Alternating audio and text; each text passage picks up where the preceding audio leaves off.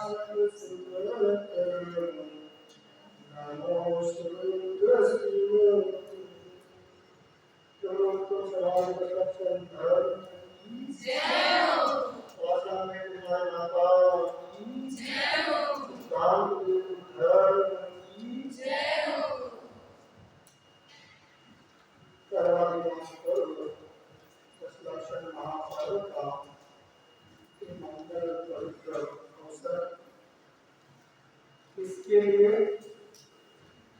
जो अपने जीवन को मंगल करे उसके लिए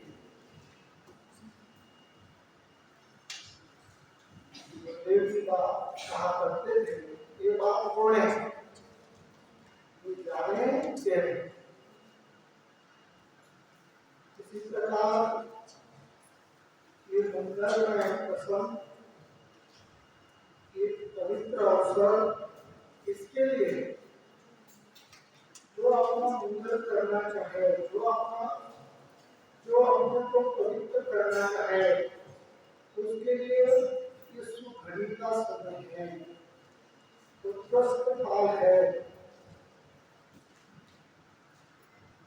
आप सभी इस बात से अच्छी तरह से परिचित हैं कि मनुष्य पर्याय उसमें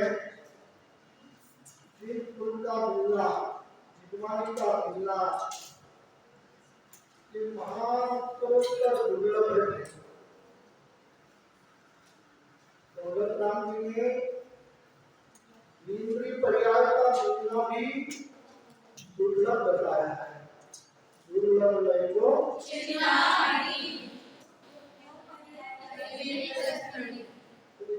बनना भी दुर्लभ बताया है। तो फिर तीन इंद्रियों का मिलना, फिर उत्तर चार इंद्रियों का मिलना, पंचेंद्रिय होना, उसमें संगीत होना,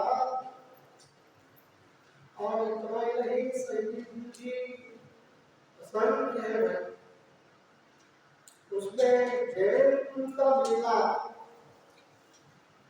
और जैन कुल में भी कई ऐसे हैं जिन्हें ये सब स्वरूप, जो वस्तु का स्वरूप है, उस मार्ग से वो काफी दूर है। ये हमें पूर्वोत्तर होने के फलस्वरूप में इतनी उपलब्धता सहज हुई है। दुनिया अनेक प्रकार का होता है जीवन ये कहता है कि नियम से शुभ भाव के बाद अशुभ भाव, अशुभ भाव के बाद शुभ भाव जीवन में आता है। एक रूटीन में ये सहज चलता है, तो उससे भी पुण्य को बनता है। शास्त्राचार में सदाशिव जी ने असंख्यात भेद बताए पुण्य के। लोक में भी हम देखते हैं कि कबूतर को जवा डालो, गाय को खाल डालो, पुण्य होगा, पैसे को पानी पिलाओ, भूखे को खाना खिलाओ, पुण्य होगा। इस तरह की बातें सुनने को मिलती है। पांचवें अधिकार में गोविंद जी ने जैन का दर्शन के साथ जैन धर्म की जो तुलना की है, वो यही बताया वहां कि वहां पुण्य को ही धर्म बताया गया है। हमारे कुछ भाई भी ऐसे हैं जो ऐसे उत्कृष्ट महान जैन धर्म में जैन कुल में पैदा होकर वो भी पुण्य को धर्म मानते हैं और 5 इंद्रिय के विषयों में सुख की कल्पना करते हैं। ये 2 ऐसे कारण हैं जिसके फल में आज तक हम जो सच्चा सुख है, आत्मिक सुख है, आत्मिक सुख है, उसको उपलब्ध नहीं कर सकते।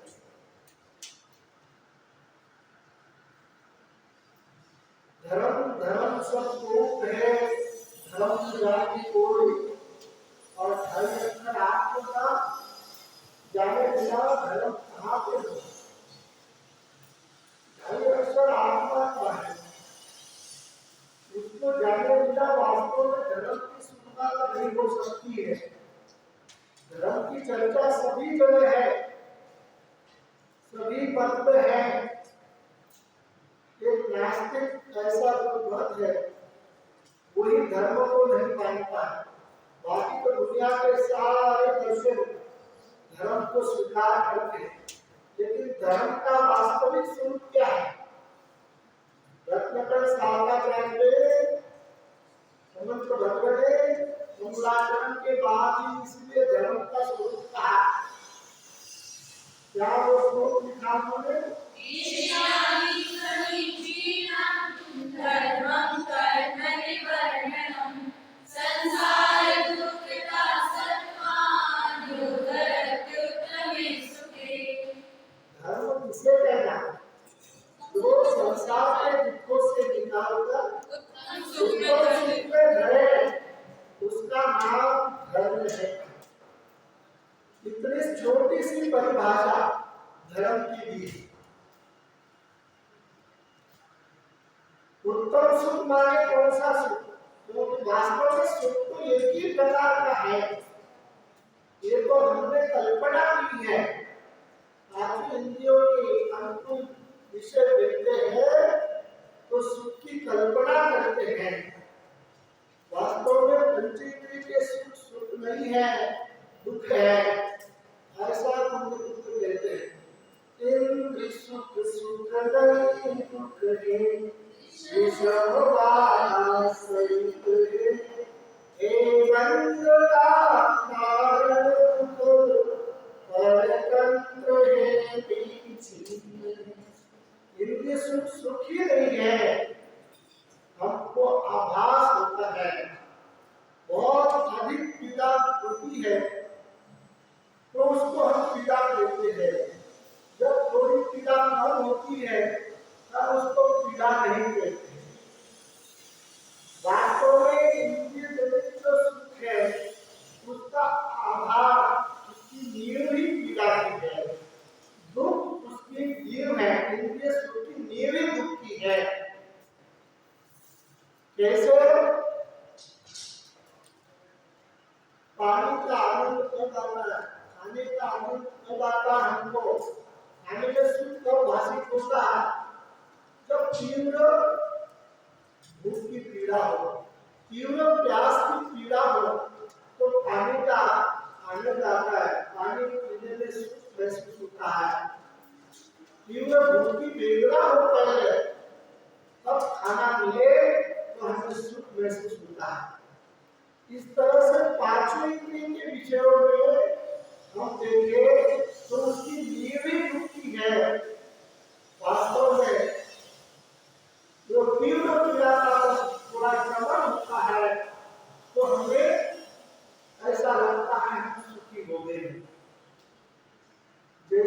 आप बहुत दूर से अपने हाथों में बाजार से सामान लेके आते हैं, 5-10 किलो सामान हो तो इस हाथ में मोड़ के ला रहे हैं। बहुत दूर तक चलने पर जब इस हाथ में तीव्र पीड़ा होने लगती है तो अपन इस हाथ का सामान इस हाथ में लेते हैं या सिर का बोझ कंधे पे लेते हैं। जब सिर बहुत ज्यादा भारी हो जाता है, दर्द करने लगता है, तब कंधे पे लेते हैं। फिर तीव्र कंधे की पीड़ा होने लगती है कंधे में भी, तब पूरा उस भाग को हम सिर पर ले लेते हैं और क्या महसूस करते हैं, हमें थोड़ा रिलीफ लगता है, हमें अच्छा लगता है। हमें बहुत तीव्र पीड़ा हो रही थी, इस हाथ का सामान इस हाथ में लिया तो थोड़ा अच्छा लगता है। लेकिन क्या वास्तव में वो भार के दुख से मुक्त हुआ है क्या? नहीं हुआ है। उसी प्रकार तीव्र पीड़ा होती है, तो तीव्र पीड़ा जब हम पांचवी इंद्रिय के विषयों को भोग करते हैं या पांचवी इंद्रिय के विषयों के माध्यम से सामग्री प्राप्त करके हम उस तीव्र पीड़ा का श्रवण करते हैं तो ऐसा लगता है हम सुखी हो गए हैं। वास्तव में तीव्र पीड़ा की जो बंद पीड़ा हुई है, जैसे 102 डिग्री बुखार हो और हम दवा वगैरह करें, उपाय करें, ज्वर निकाली का और दवा लेकर के जब बुखार 100 डिग्री पे आ जाता है तो हमको लगता है बुखार उतर गया। वास्तव में बुखार अभी खत्म नहीं हुआ, लेकिन जो बहुत ज्यादा बुखार था वो कम होने को ही हमें बुखार उतर गया ऐसा कह देते हैं। ऐसे ही पांचवें इंद्रिय के जो विषय है उसकी नींव वास्तव में दुखी है। तीव्र पीड़ा किसी भी पंचेंद्रिय के विषय की होती है और जब उसका अपन भोग करते हैं उस इंद्रियों का या उस इंद्रिय के माध्यम से हम वस्तु का भोग करते हैं तो थोड़ी पीड़ा कम होती है, उस कम पीड़ा को ही हम सुख मान लेते हैं। ये संसारिक जीव का अनादिकाल से इस तरह का अभ्यास, ये अनादिकाल इस तरह का अभ्यास होने से इस जीव ने आज तक अतीन्द्रिय सुख क्या होता है, सुख की चाह तो हर जीव को है। इसीलिए भगवत राम जी ने छिंदवाड़ा में पहली धाम में प्रारंभ में ही जे त्रिभुवन में जीव अनंत सुख चाहे दुखते बैठन, ये कुछ मांग जीव की जिस प्रकार से दुख का अभाव हो और सुखी हो। प्रत्येक जीव सुखी है और फिर भी सुख चाहिए है। अब उसका उपाय क्या करता है, ये सब प्रत्येक जीव के अपने अपने अलग अलग जो है उपाय करने के प्रयत्न अनादिकाल से चले आए हैं। जब से ये सुखी है तभी से दुखी भी है। तो सुखी कहाँ है बेटा, सुखी कहाँ है? द्रव्य स्वभाव से सभी सुखी है, लेकिन पर्याय में सुख नहीं है। इसलिए सुखी है भी और नहीं भी है। द्रव्य स्वभाव से देखते सभी ज्ञान स्वभाव भगवान आत्मा है, लेकिन उस भगवान आत्मा को भूलकर, जैसे कि गोविंद जी लिखा दूसरे अधिकार में ही अमूर्तिक प्रदेशों का कहीं जाना का धारी अनादि वस्तु आप है, आप बने मैं हूँ। अर्थात ऐसे आप माने आत्मा है, ऐसे आप को भूलने से ही सबसे बड़ा पाप जो मिथ्यात्व है वो होता है। ऐसे मिथ्यात्वादी का गुरुमती साहब ने 8वें अधिकार के पहले अर्थात 7वें अधिकार तक ऐसे मिथ्यात्वादी जो कि संसार के कारण है, संसार के कारण है, मिथ्या दर्शन, मिथ्या ज्ञान, मिथ्याचारित्व, जिस प्रकार उमा स्वामी ने मोक्ष मार्ग के लिए सूत्र लिखा, सम्यक दर्शन ज्ञान चारित्राणि मोक्ष मार्ग, इसका प्रतिपक्ष यदि ऐसा लिखे हम मिथ्या दर्शन ज्ञान चारित्राणि संसार मार्ग, तो संसार मार्ग का स्वरूप 7वें अधिकार तक लिखा। 8वें अधिकार में उपदेश का स्वरूप बताया। उपदेश के स्वरूप को बताते हुए जब तक हम अध्ययन करने की शैली को नहीं पहचानते हैं, तो 4 अनुभवों के माध्यम से वो उपदेश का स्वरूप बताया है। अनुयोग किसका नाम था? कथन करने की पद्धति को अनुयोग कहते हैं। अनुयोग का स्वरूप जब तक नहीं जानेंगे, अर्थात कथन करने की शैली कैसी है, क्या है, वो जब तक नहीं जानेंगे, तब तक हम उस विषय का भाव ख्याल में नहीं ले सकेंगे। इसलिए गोरखनाथ जी ने बीचों बीच संसार मार्ग और मोक्ष मार्ग, इसके बीच में उपदेश का स्वरूप रखा 8वें अधिकार के रूप में। और पार्थ जीव वो होता है जो उपदेश को आदेश मान लेता है, तो पार्थ जीव कह जाता है। ज्ञानी के उपदेश को ज्ञानी उपदेश नहीं, ज्ञानी उत्तर देते हैं, आदेश नहीं देते हैं। लेकिन जो पार्थ जीव होता है, पार्थ शिष्य होता है, वो उस उपदेश को ही आदेश मान करके जीवन में ग्रहण कर लेता है और अपने जीवन को उत्कृष्ट बना लेता है। पार्थ जिंदा श्रीमद् राजचंद्र ने लिखा, पार्थ जिंदा पानी में उठे है ना, ऐसा होता है। पात्र सम्यक ज्ञान, पात्र भगवान जान ले ब्रह्मचर्य होती महान। पात्र होने के लिए ब्रह्मचर्य होने की शर्त लिखी है। जब तक पात्र नहीं होगा, तब तक उसमें परोसा गया उत्कृष्ट चीज हो, वो बेकार जाएगी, व्यर्थ जाएगी। इसलिए पात्र होना बहुत जरूरी है। और उसी को योगी देव ने मंगलाचरण के बाद इसलिए व्याख्यान नहीं लिखा, जो भव्य है और भव्य ऐसा शब्द का प्रयोग किया जाएगा, तू अपना कल्याण चाहता है, ऐसा शब्द का प्रयोग किया। वो भव्य वाले पात्र, काय का पात्र, मोक्ष मार्ग का पात्र, सम्यक दर्शन ज्ञान शास्त्र का पात्र। भव्य हूं कि नहीं हूं, मैं पात्र हूं कि नहीं हूं, ये जानने के लिए हमें किसी ज्योतिषी के पास जाने की जरूरत नहीं है। उसके लिए योगी देव ने योग सार में लिखा, हे मोक्ष की अभिलाष भयभीत है संसार से, हे समर्पित योगेश नाम भव्य जीवों के लिए। ये किसके लिए है देखना, ये उपदेश किसके लिए? भव्य जीवों के लिए। भव्य जीव कौन? हम है तो कैसे पता चले हम भव्य हैं?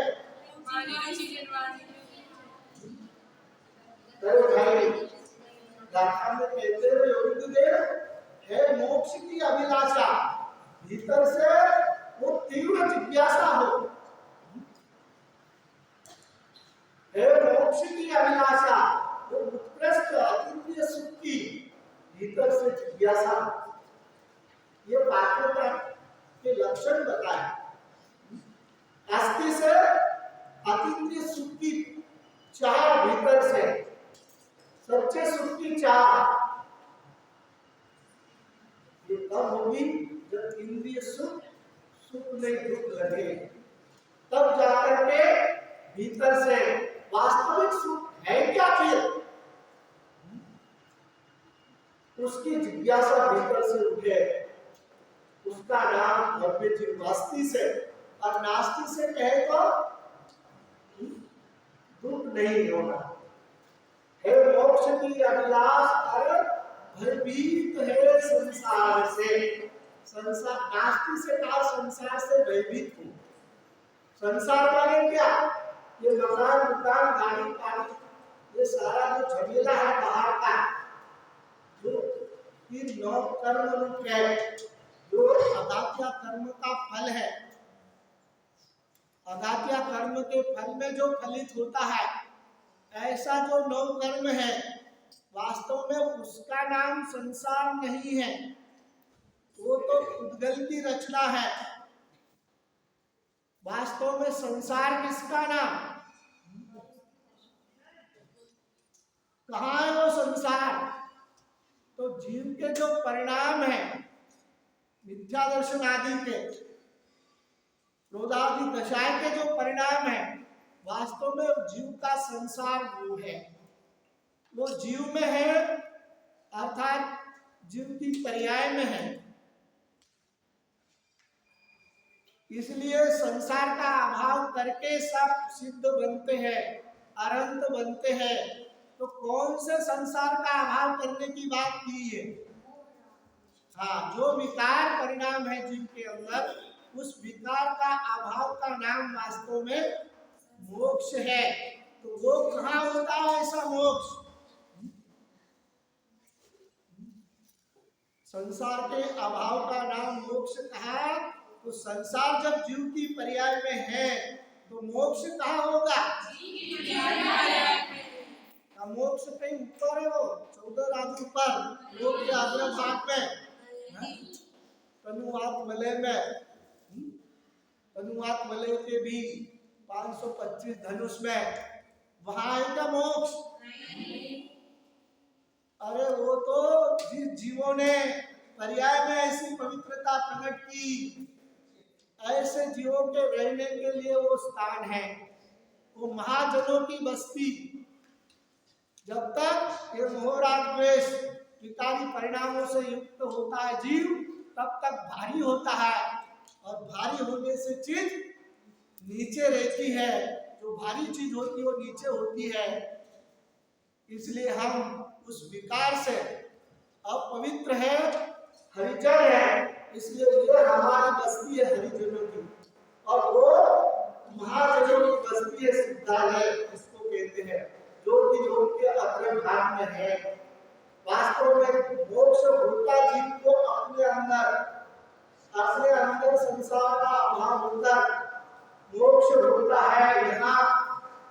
और ऐसा जीव जब संसार से मुक्त होता है तो उस जीव के रहने का स्थान भी यहाँ से अलग होता है। इस तरह से यहाँ बुद्धमती ने सबसे पहले संसार दशा का स्वरूप कहा, 7वें अधिकार तक संसार दशा का स्वरूप कहा, क्योंकि बिना दोषों को जाने भी दोष का अभाव करना संभव नहीं है। गुणों को जाने बिना भी गुणों को ग्रहण करना संभव नहीं है। इसलिए दोष क्रांति ने लिखा, बिन जाने के सजिए पाने क्या था। जब तक हम दोषों को जानेंगे नहीं, तब तक दोषों का त्याग नहीं कर सकेंगे। और वही है माने ग्रहण करना। गुणों को जब तक नहीं जानेंगे तब गुणों का ग्रहण नहीं होगा। इसलिए हमारे लिए सही पंचेंद्रिय बनकर के ऐसी कृपा देवता का हमारे अंदर उतना क्षोभशान सही पंचेंद्रिय होने से हुआ है, उसका विवेक हमारे अंदर सही पंचेंद्रिय होने से हुआ है। सहज उदाहरण हुआ कहते हैं चौथे अधिकार में, इतना क्षोभशान तो सहज तेरे पास है कि जिससे तू अपने हित अहित का विचार कर सके। एक बंदर भी जब एक फली छिलके को अलग करके उसके अंदर की मिट्टी खा लेता है, इतना ज्ञान बंदर के अंदर है हमारे अंदर भी है, जितना बंदर के अंदर है उससे तो अधिक ही है, किंतु पशु से तो अधिक ही है। इसलिए हम देह से भिन्न भगवान आत्मा, ऐसा सोकर का भेद जो कि अध्यात्म में जिसके सोपर भेद विज्ञान कहा, गौरव के शब्दों में आपा कर्ता बंधान जिसे कहा, ऐसे आपा करके सिद्धांत को और आगम की भाषा में कहे तो जीव अजीव की भेद रूप श्रद्धा को सम्यक दर्शन कहा। आगम की परिभाषा है, जीव अजीव पहचान करेंगे अर्थात सम्यक दर्शन प्राप्त करेंगे। जीव अजीव पहचान करेंगे, स्वपर भेद विज्ञान करेंगे, ये अध्यात्म की दृष्टि से है। और जीव अजीव की पहचान ये आगम की दृष्टि से है। जीव अजीव में भेद करना ये आगम की दृष्टि से कहा, जीव अजीव में भेद ज्ञान करना। और अध्यात्म में स्वपर भेद विज्ञान करना। जीव और अजीव, आजू में पूरा विश्व आता है और जीव में मेरे को छोड़कर सारा अजीव में, और जीव में जितने जिसपे ज्ञान दर्शन आदि चेतना शक्ति पाई जाती है वो सारे जीव आ जाते हैं। इसलिए आगम की परिभाषा है जीव अजीव पहचान करेंगे और उसके बाद स्वपर भेद विज्ञान करेंगे। यहाँ जीवों में भी मैं अलग और मेरे अलावा जितने हैं वो सब अलग अर्थात पर, मैं हूँ, मेरे अलावा सारे पर है। अर्थात यहाँ तक कि समस्त जिसपे ज्ञान दर्शन चेतना पाई जाती है ऐसे सारे जीव भी मेरे लिए अजीव है। चाहे उसके अनंत सिद्ध आचार्य उपाध्याय साधु पंच परमेष्टि भी क्यों ना हो, वो मेरे लिए पर है। इसलिए ये आध्यात्मिक दृष्टि से स्वपर भेद विज्ञान कहा कि स्व माने केवल जिसमें मैं भगवान आत्मा आ रहा हूँ और मेरे अलावा जितने कुछ है, भले ही सामने वाले में भी ज्ञान दर्शन चेतना पाई जाती है, लेकिन मेरे प्रयोजन की सिद्धि उनसे नहीं होगी। इसलिए मेरे लिए भी आजीव वर्त है। जैसे कि धर्म अधर्म आकाश काल है, वैसे ही मेरे अलावा जितने जीव है वो मेरे लिए अजीव के समान है। मेरे प्रयोजन की सिद्धि जिस तरह धर्म अधर्म आकाश काल को जानने से नहीं होती है, वैसे इन जीवों को भी जानने से मेरे प्रयोजन की सिद्धि नहीं होती है। ऐसा जानकर वहां से भी अपने उपयोग को समेट कर अपने भगवान आत्मा में लाने की बात करते हैं। यहाँ दोनों साहब ने मोक्ष मार्ग प्रकाशन ये ग्रंथ लिखकर के वास्तव में हिंदी भाषियों के लिए बहुत बड़ा उपकार किया है। मैं ये तो नहीं कहता हूँ कि इसमें सारा जिनागम समाया हुआ है, लेकिन इतना जरूर कह सकता हूँ समस्त जिनागम का सार इस पे बना है। ऐसा ही मोक्ष मार्ग प्रकाशन भले ही अधूरा है, लेकिन हमारा उपयोग आत्मस्वरूप प्रकट के हम इसका अध्ययन करेंगे और इसमें इतनी विशेषता है, जितनी बार आप इसका अध्ययन करोगे उतनी बार आपको अलग अलग इसका भाव ज्ञान में आएगा। ऐसे गोविंद साहब ने समस्त जिनागम जिनका उपलब्ध था, पहले उसको अच्छी तरह से जाना, समझा, परखा और उनके जीवन की एक मौलिक प्रति हमारे हिंदी भाषियों के लिए महान वरदान उन्होंने प्रदान किया है। उन्होंने मोक्ष मार्ग प्रकाशक ऐसा इसका शीर्षक दिया, अर्थात हेडिंग जो है ग्रंथ का शीर्षक जिसको कहते हैं। वास्तव में रचनाकार की विशेषता देखना है कि रचनाकार कितना महान है, तो उसने जो शीर्षक दिया है उसके आधार से ही उसकी महानता सिद्ध होती है। कि पूरे ग्रंथ के विषय को एक छोटे से शब्दों में रखना, ये ग्रंथकार की विशेषता कहलाती है। तो पूर्ण जी ने हमारा जो प्रयोजन है, कौन सा प्रयोजन, प्रयोजन किसे कहना,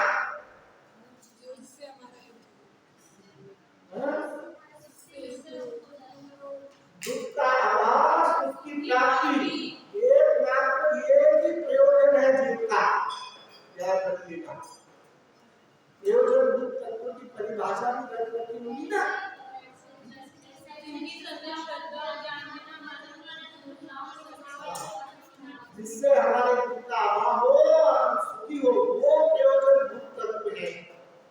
तो ऐसे प्रयोजन भूत विषय को पूर्णमति दे इतने संक्षिप्त में एक शब्द में वर्णित किया, मोक्ष मार्ग प्रकाशन।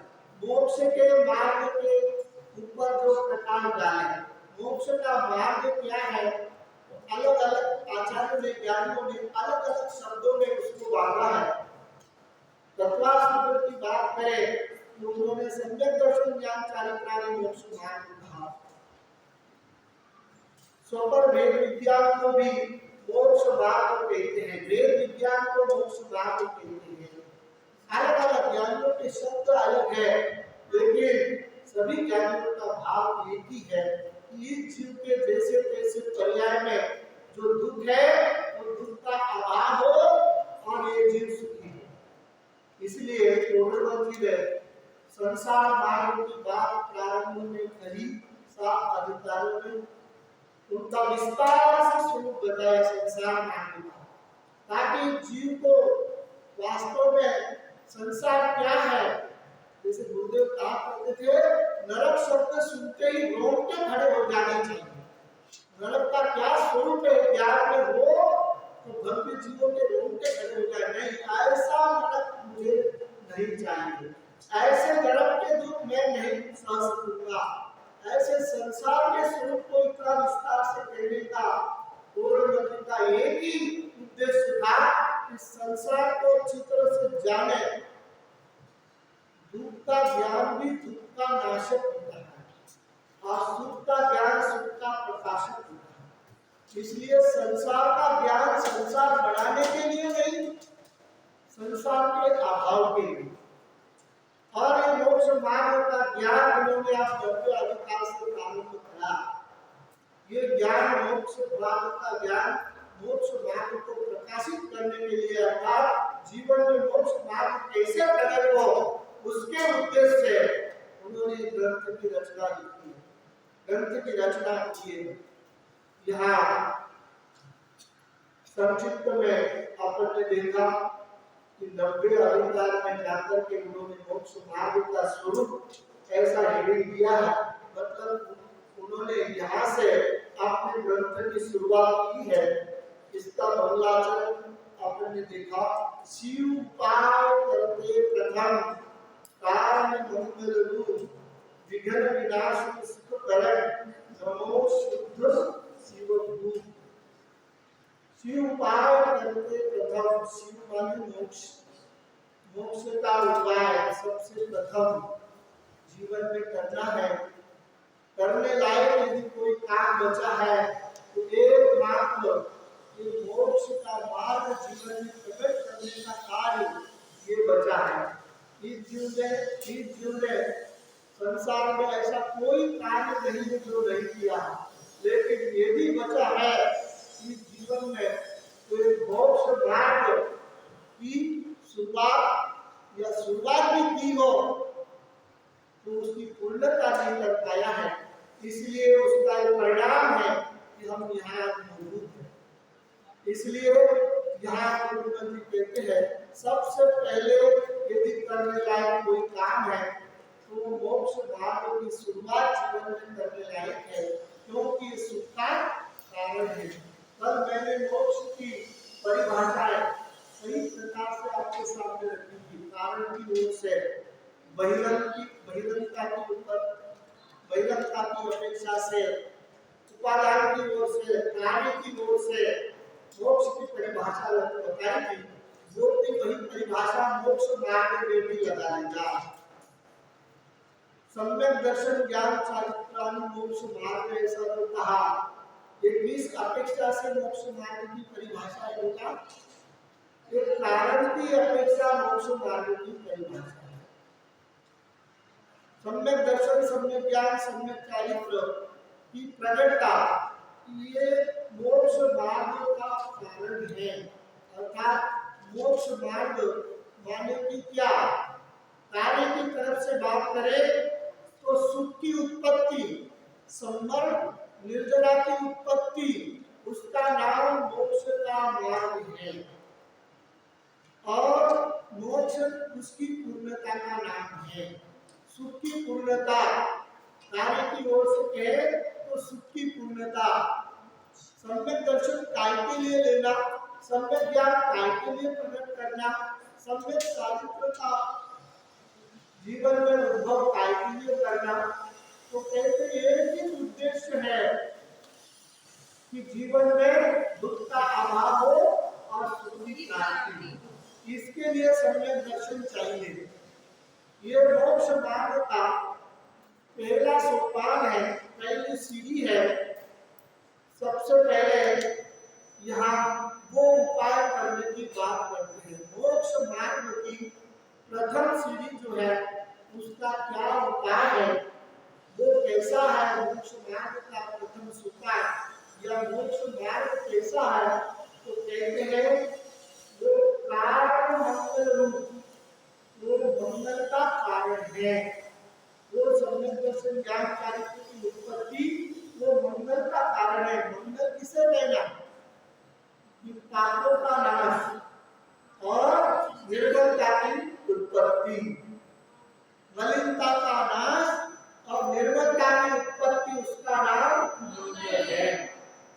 आपने सही भाषा और भी पढ़ी होगी। मन गायती इति मंगलः और मंगल लाती इति मंगलः। मन गायती, मन माने पाप, जो पापों को गलावे। मन गायती इति मंगलः, पापों को गलाता है। और मंगल लाती, मंगल माने सुख होता है, जो सुख को लावे। तो बालों का माना है भी जो राग का अभाव करे और सबसे प्राप्त करा, उसका नाम मंगल है। और या मलिनता का अभाव को, चाहे राग का अभाव को, उसका नाम मंगल है। यहाँ वो मंगल वास्तव में सुख का कारण है। कौन सा मंगल, मलिनता का अभाव और निर्मलता की उत्पत्ति, वो सुख का कारण है। ऐसा ये जो मंगल स्वरूप मोक्ष मार्ग है, सुख स्वरूप जो मार्ग है, मंगल स्वरूप ये जो मोक्ष का मार्ग है, उसके उत्पत्ति होने के साथ ही जीवन में जितने ही विघ्न है, वो विघ्न माने क्या, विघ्न किसका नाम है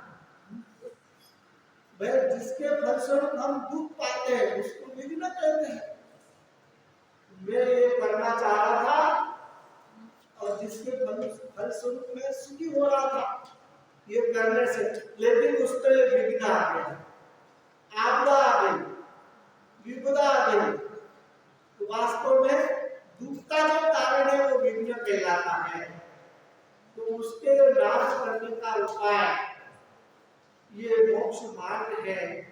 शिव ऐसे शिव उपाय अर्थात मोक्ष मार्ग का जो उपाय है वो मंगल स्वरूप है, वो विघ्नों का नाश करने रूप है और सुख को करने वाला है। अस्थि नास्ति से पंडित गोविंद जी की भाषा जो वास्तव में जैसे न्यायालय की भाषा होती है, वो जैन दर्शन की भाषा है। अस्थि नास्ति से कथन है कि जिसमें किसी प्रकार का कोई जो है ऐसा नहीं, कोई ऐसी चीज न खड़ा कर सके। जैसे आपने देखा होगा कि बस होती है, बस उस पर जब आप भ्रमण करते हैं तो उस पर लिखा रहता है वाक्य कि इस सीट पर नींद न ताड़े, ऐसा लिखा रहता है। तो कुछ पुरातन जो तत्व होते हैं वो क्या करते हैं, ड्राइवर के पास जो सीट होती है ना कैबिन में, उस पर वहां पर लिखा रहता है इस सीट पर नींद न ताड़े। पुरातन तत्व क्या होते हैं, उस न को मिटा देते हैं, तो उसका अर्थ क्या हो जाता है, इस सीट पर नींद ताड़े। तो ये अपूर्ण भाषा कहलाती है।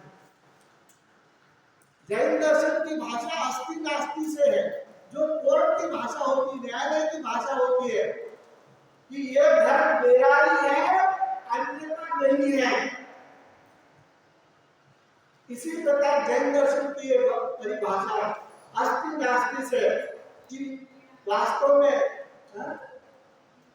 मैं सुख स्वरूप हूँ, मेरा दुख स्वरूप नहीं है, ऐसा अस्ति नास्ति से। जैसे अभी भव्य की भी परिभाषा आपके सामने रखी थी, जिसको मोक्ष की चाह है और जो संसार के दुखों से भयभीत है, ऐसे अस्ति नास्ति से भव्य का लक्षण। ये जैन दर्शन की विशेषता, इसको पूर्ण भाषा कहते हैं। न्याय की भाषा ऐसी होती है, आपको कोई भी संपत्ति का जो खरीदारी करी होगी तो उसमें ऐसा लिखा रहता है, खरीदी होती है ना, तो उसमें कि ये मकान इस दिशा से इस दिशा तक, इस दिशा से इस दिशा तक मेरा है, अन्य का नहीं है। ऐसी भाषा अस्ति नास्ति की भाषा वो जैन दर्शन की भाषा है, पूर्ण रूप से भाषा इसका नाम है। और कोडोलवर्ती की भाषा को जीवंत भाषा कहलाती है कि तू ऐसा कहता है, ऐसा बार-बार कहता है। कोडोलवर्ती ऐसे शब्द का करते हैं, इसका नाम जीवंत भाषा होता है। तो यहाँ मंगल स्वरूप है, सुख स्वरूप है, मोक्ष का कार्य, दुख स्वरूप नहीं है, सुख स्वरूप है। ये अस्ति नास्ति से यहाँ कहते हैं। ऐसे उस शुद्ध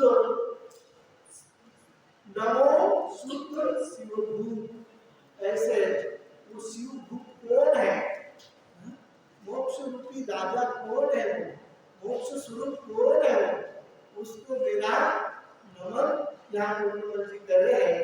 ऐसे शुद्ध स्वरूप भगवान आत्मा को मैं नमन करता हूँ, उस मोक्ष को मैं नमन करता हूँ। कार्य की तरफ से कहे तो उस मोक्ष को नमन कर रहे हैं। शिवभूत वास्तव में मोक्ष का जो धनी है, मोक्ष स्वरूप है, वो कौन? वो भगवान आत्मा जो मोक्ष स्वरूप है, जिसको आचार्य अमृतचंद्र ने भी नमः समय साराय के अंदर नमस्कार किया, जो द्रव्य कर्म भाव कर्म से रहित है। ऐसा जो भगवान आत्मा है उसको नमस्कार करते हैं। वही क्या बोलते हैं, नमो शुद्ध शिवभूत, जो शिवभूत भूत वाले भगवान आत्मा को यहाँ भूत कहते हैं। तो यहाँ ऐसे उस शुद्ध भगवान आत्मा को जो मोक्ष स्वरूप है, मुझे मोक्ष की जरूरत नहीं है, ऐसा ज्ञानी कहते हैं। मुझे मोक्ष की जरूरत नहीं है, जिसको मोक्ष की जरूरत है वो मेरा लक्ष्य करे। मैं तो मोक्ष स्वरूप हूँ, मुझे मोक्ष की आवश्यकता नहीं है। तो मोक्ष की जरूरत किसको है? मोक्ष की जरूरत किसे है? मैं मोक्ष स्वरूप हूँ, तो मोक्ष की जरूरत किसे है? भाई पर्यारूप जो मैं हूँ, उस पर्यारूप जो मैं हूँ, उसको मोक्ष की जरूरत है। जो मैं पिताली जाए भगवान आत्मा हूँ, जो कि परम शुद्ध निश्चय का विषय है, उसको मोक्ष की जरूरत नहीं है। मुझे मोक्ष प्राप्त करना है, मुझे मोक्ष मार्ग प्रकट करना है। मुझे माने किसको? मोक्ष मार्ग प्रकट करना है, मुझे सुखी होना है। मुझे मानो किसको? पर्यारूप मैं को, मैं सुख स्वरूप हूँ और मुझे सुखी होना है। तो मैं सुख स्वरूप और द्रव्य स्वरूप जो मैं हूँ, ज्ञान स्वरूप जो भगवान आत्मा है, वो मोक्ष स्वरूप है, उसे मोक्ष की जरूरत नहीं है। लेकिन जो पर्यारूप मैं हूँ, पर्यारूप मैं में भी एक व्यवहार का पर्यारूप मैं और एक निश्चय का पर्यारूप मैं, दोनों में क्या अंतर है? पर्यारूप में भी दो है, एक औपाधिक परिणाम से युक्त जीव और कर्मोपाधि से निरपेक्ष, ऐसे पर्याय वाला मैं। कर्मोपाधि निरपेक्ष शुद्ध अनित्य पर्यायग्राही पर्याप्तिक मैं से मैं अभी कैसा हूँ? अरे द्रव्य से तो सब शुद्ध है, लेकिन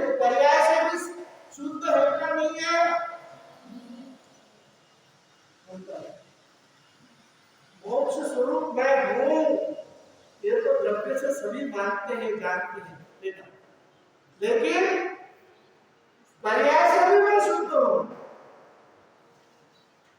तो फिर करना क्या बाकी ना पंडित जी? जब द्रव्य से भी शुद्ध हूं, पर्याय से भी शुद्ध हूं, तो उपाय किसका करना? गुरु लोग ने कहा उपाय करते प्रथम, अब उपाय किसका करना बाकी रहा? जब द्रव्य से शुद्ध हो, पर्याय से शुद्ध हो, पर्याय से शुद्ध का क्या मिला? बहुचन साल की 80वीं गाथा में द्रव्य पर्याय से अपने भगवान आत्मा का मिलान करने की बात की है ना, ममता जी? द्रव्य गुण पर्याय से जानते निज आत्मा प्रभु गुण का शुभ।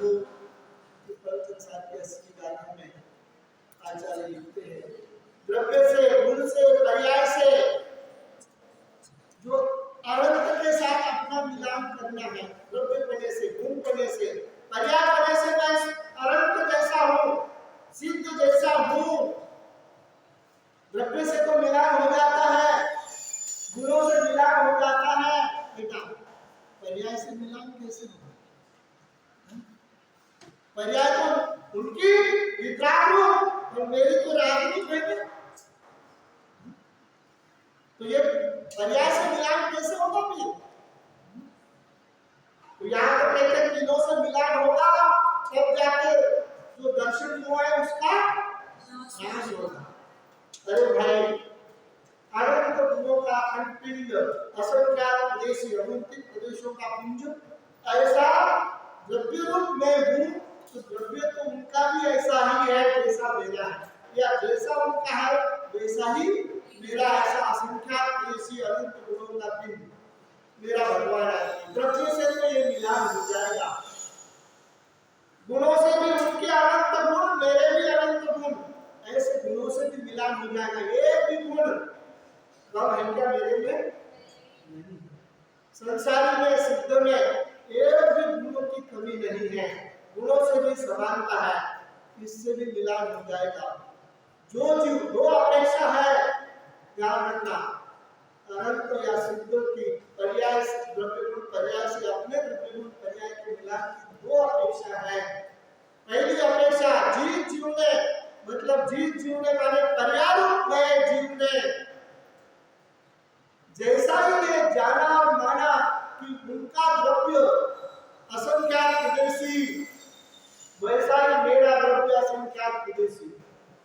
जिस पर्याय जीव ने स्वीकार किया उनके अनंत गुण, वैसे ही मेरे अनंत गुण। जिस पर्याय मैंने स्वीकार किया, बताइए बहन जी, वो पर्याय आने वाली पर्याय कैसी होगी? वो पर्याय रूप में कैसा होगा? अरे जिसने जाना माना, जिस पर्याय रूप मैंने कि जैसा अनंत का द्रव्य है वैसा ही मेरा द्रव्य है, वैसे जिनमें अनंत गुण है सिद्धों में, वैसे ही मेरे में अनंत गुण है। ऐसे जिस पर्याय ने स्वीकार किया, वो पर्याय कैसे आएगी? अब आने वाला जो उत्पाद पर्याय वो कैसा होगा? वो शुद्ध ही होगा। इस तरह से पहली अपेक्षा से तो इस तरह से द्रव्य गुण पर्याय से उनसे हमारा मिलान हो जाता है। पहली अपेक्षा तो ये। दूसरी अपेक्षा की चर्चा में आपसे कर रहा था, अलाप पद्धति काल में जो 6 प्रकार के पर्याय नए की आपने बात पढ़ी होगी। अलाप पद्धति में पर्याप्त नए के भेद किए ना, उसका ये भेद ये है पर्याप्त नए का, कर्म उपाधि निरपेक्ष अनित्य शुद्ध पर्यायग्राही पर्याप्त नए, इतना बड़ा नाम है उस नए का। बड़ा बड़े पर्याप्त नए अलाप पद्धति में है। अलाप पद्धति पढ़े हमारे वहां के स्मारक में तो कोर्स में थी, अभी नहीं। उसमें बहुत विस्तार से, बहुत छोटी सी किताब है अलाप पद्धति नाम की, परंतु बहुत उत्कृष्ट वर्णन है। पर्याय नित्य होती है, अनित्य होती है? क्यों बहन जी? शास्त्री भगवान ब्रह्मचारी पर्याय नित्य होती जाती इसके। तो बोलो ना, अपेक्षा से नित्य भी होती है, एक अपेक्षा से अनित्य भी होती है। नित्य पर्यायग्राही पर्याय में उसका नाम है। जैसे कि नित्य पर्याय कौन सी है? हाँ, सूर्य, चंद्रमा, ग्रह, नक्षत्र, तारे, ये नित्य पर्यायग्राही पर्याय के विषय है। अर्थात जो व्यंजन पर्याय है वो कैसी है? नित्य है। कौन सी? जो अकृत्रिम जिनालय है, अकृत्रिम विमान है, सुदर्शन आदि पंच मेरु है, ये सब नित्य पर्याय है, इनका कभी अभाव नहीं होगा। ये कौन सी पर्याय है? व्यंजन पर्याय है। किसे कहेगा बेटा व्यंजन पर्याय? किसे कहेगा व्यंजन पर्याय? हाँ, प्रदेशत्व गुण की जो आकार प्रकार होता है ना, प्रदेशत्व गुण के कारण उसका नाम व्यंजन पर्याय। उसके भी दो भेद, स्वभाव व्यंजन, विभाग व्यंजन बन गया। तो जो स्वभाव व्यंजन पर्याय है, सुदर्शन मेरु आदि, वो नित्य पर्याय है, वो कभी नष्ट नहीं होगी। नष्ट नहीं होगी तो उसका उत्पाद भी नहीं होगा। बेटा दालों से मत किया, गंदी आदत। तो पर्याय के अपेक्षा से नित्य भी है, लेकिन जो अर्थ पर्याय है वो नियम से कैसी होती है? अनित्य ही होती है। अर्थ पर्याय किसका नाम?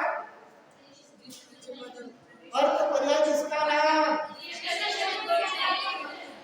प्रदेशत्व गुण को छोड़कर अन्य गुणों की जो पर्याय है, प्रदेशत्व गुण की पर्याय भी, गुणों की पर्याय भी, प्रति समय का जो उत्पाद है वो भी प्रदेशत्व गुण में नहीं होता है क्या? प्रति समय जो उत्पाद में है वो प्रदेशत्व गुण में नहीं होता है क्या? होता है। तो उसकी अर्थ पर्याय नियम नहीं हुई। प्रदेशत्व गुण को छोड़कर क्यों बोलते हो? वो अपेक्षा है। व्यंजन पर्याय की अपेक्षा कहा, वो आकार प्रकार को गौण करके कहा। प्रदेशत्व गुण का मुख्य कार्य, जिस शक्ति के कारण द्रव्य का कोई ना कोई आकार हो, उसको प्रदेशत्व गुण कहते हैं ना, उसकी मुख्यता से कहा। समझना, इसलिए कथन की अपेक्षा जानना, इसलिए पूर्णमंत्री ने संसार और मोक्ष वाक्य के बीचों बीच उपदेश का स्वरूप रखा। कथन की अपेक्षा जानो, सारे अंगों की कथन करने की शैली अलग अलग है, समझ में आया? उसको जानना होगा, नहीं तो आपस में टकराव होगा, कंफ्यूज हो जाएंगे कि एक तरफ कर रहे हैं द्रव्य नित्य होता है, पर्याय नित्य होती है, और यहाँ कह रहे हैं पर्याय भी नित्य होती है। द्रव्य को नित्य तो जाना था, तो पर्याय भी नित्य होती कैसे? व्यंजन पर्याय की अपेक्षा, व्यंजन पर्याय में भी स्वभाव व्यंजन पर्याय है। उद्गल की, किसकी? उद्गल की जो स्वभाव व्यंजन पर्याय है, और जीव की स्वभाव व्यंजन पर्याय कौन सी? सिद्ध दशा। सिद्ध दशा वो जीव की स्वभाव व्यंजन पर्याय, वो भी कैसी है? वो भी नित्य है। एक बार प्रकट हो गई, अब उसका कभी अभाव नहीं होगा। इस तरह पर्याय भी नित्य होती है। तो मेरे को तो थोड़ा ये बात आई थी कहने में कि मैं पर्याय अपेक्षा भी शुद्ध हूँ, द्रव्य से तो शुद्ध हूँ, गुणों से तो शुद्ध हूँ, लेकिन पर्याय से भी शुद्ध हूँ। ऐसे शुद्ध का स्वरूप कैसा होगा? इसके लिए कोई प्रमाण है कि नहीं बेटा शास्त्र में? पर्याय से भी मैं शुद्ध हूँ, तो ये नहीं सकता। कहते हैं कर्म उपाधि निरपेक्ष शुद्ध अनित्य पर्यायग्राही पर्यायातीत में से मैं पर्याय में भी शुद्ध हूँ। पर्याय भी शुद्ध नहीं है, पर्याय का स्वरूप क्या है बेटा? उत्पाद में ये पर्याय का स्वभाव स्वरूप है। उत्पाद में अब उत्पाद में कैसा है वो उसकी उपाधि कहलाएगी। क्या कहलाएगी? अब यहाँ आचार्य ने क्या लिखा है? कर्मोपाधि निरपेक्ष, मतलब उस उपाधि को गौण करके, उस उपाधि को गौण करके पर्याय को देखो तो पर्याय का स्वभाव दिखेगा केवल। क्या दिखेगा? स्वभाव क्या है पर्याय का?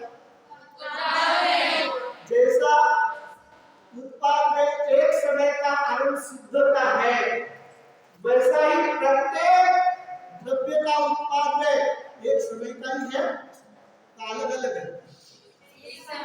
सिद्धों का तो एक समय का, हमारा 2-3 समय का है। हमारा उत्पाद में भी एक समय का, उनका उत्पाद में भी एक समय का। तो ये पर्याय का स्वभाव है। इस स्वभाव की तरफ से देखो, पर्याय को भी देखना तो कहाँ से देखना? तो पर्याय को स्वभाव की तरफ से देखते हैं तो पर्याय कैसी दिखती है बेटा? शुद्ध दिखती है। शुद्ध है पर्याय, स्वभाव से देखो तो शुद्ध है। उपाधि की तरफ से देखो तो अशुद्ध है। पर्याय की उपाधि क्या है?